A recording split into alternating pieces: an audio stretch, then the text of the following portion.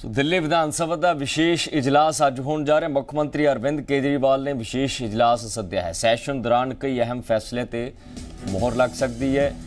दिल्ली की स्टेटमेंट जिहड़ी वो मुख्यमंत्री अरविंद केजरीवाल के सामने आई सी, जिस विच उन्होंने कहा सी कि वड्डे पद्धर ते साडे लोकां नूं खरीदण की कोशिश की जा रही है। सो विशेष इजलास के मायने की ने, किहड़े वड्डे फैसलों नूं हरी झंडी अरविंद केजरीवाल देंगे, केंद्र ते किस तरह वरदे अज दिखाई देंगे, क्योंकि बीते दिन वड्डी स्टेटमेंट ने पूरे मुल्क भर दे विच एक चर्चा छिड़ी सी कि 800 करोड़ रुपए का जिहड़ा बजट वो साडे MLAs नूं खरीदण वास्ते रखिया गया है।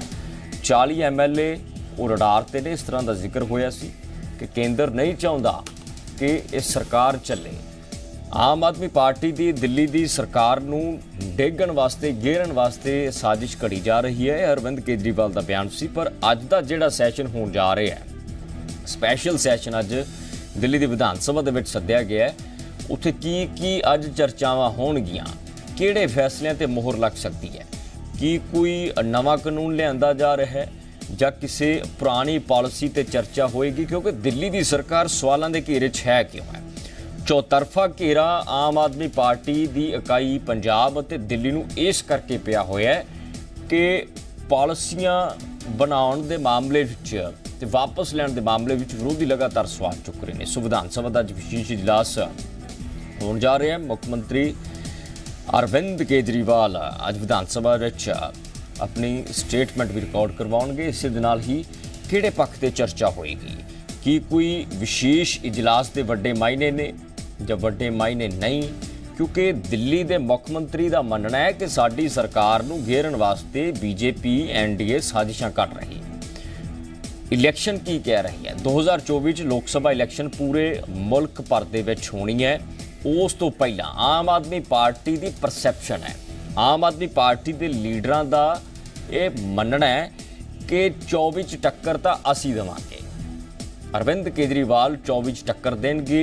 ये बहुत लीडर आम आदमी पार्टी के on the record, of the record इस चीज़ की सांझ पाते हैं। पर कि वाकई NDA नूं आम आदमी पार्टी 2024 टक्कर देगी, ਜਾਂ सिर्फ ये अखबारी ਜਾਂ सियासी शगुफे ने।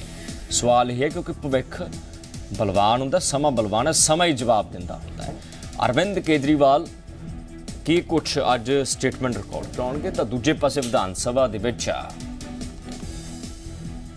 किस तरह की अज प्रक्रिया रहेगी। सो तरुण साडे पत्रकार दिल्ली राजधानी तो साडे नाल जुड़ चुके हैं। तरुण, विधान सभा का विशेष इजलास सद्या गया है, किहड़े-किहड़े अहम मुद्दों ते चर्चा हो सकती है?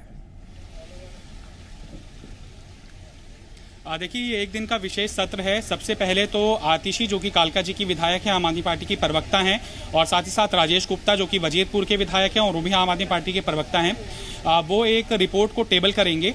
वो रिपोर्ट इसलिए तैयार की गई थी क्योंकि बार बार विधानसभा के पटल से विधायक ये शिकायत कर रहे थे कि जो अधिकारी हैं दिल्ली सरकार के अंदर, प्रशासनिक जो कामकाज संभालते हैं, वो उनके निर्देशों का पालन नहीं कर रहे हैं।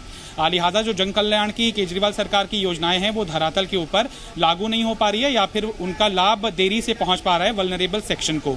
इसके ऊपर एक कमेटी का गठन किया गया था बीते विधानसभा सत्रों के दौरान, और उस कमेटी की रिपोर्ट को आज सबसे पहले टेबल करेंगे आतिशी और राजेश गुप्ता, और उस रिपोर्ट के आधार के ऊपर अलग अलग विधायक नियम 280 के तहत अपनी बात रखेंगे कि हाँ, हमारे यहाँ पर भी विधानसभा के अंदर इस विभाग के अंदर इस अधिकारी ने ये समस्या उत्पन्न की, जिससे कि लोगों को परेशानियों का सामना करना पड़ा।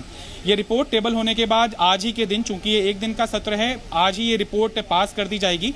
चूंकि पूरी पावर के अंदर है सरकार 62 विधायकों के साथ, लिहाजा इसके अलावा जो एक महत्वपूर्ण इशू है वो एक रेजोल्यूशन यहाँ पर टेबल किया जाएगा।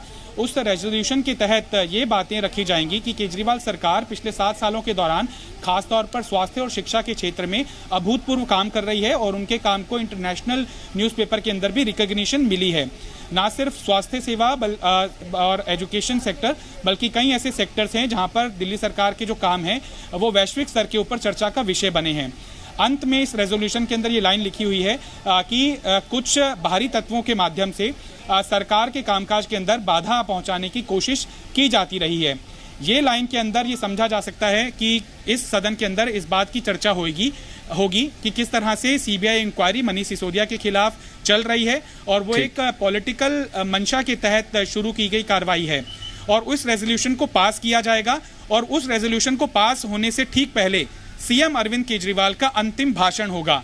जाहिर तौर पर उनके निशाने के ऊपर केंद्र की सरकारें होंगी और वो कटघरे में खड़ा करने की कोशिश करेंगे बीजेपी की कार्यशैली को, चूंकि बीते रोज ही आक्रामक तरीके से विधायक दल की बैठक सीएम अरविंद केजरीवाल ने बुलाई थी और ये करार दिया था कि देश का सबसे बड़ा जो घोटाला है वो ऑपरेशन लोटस है। जी, बहुत शुक्रिया तरुण जानकारी देने के लिए।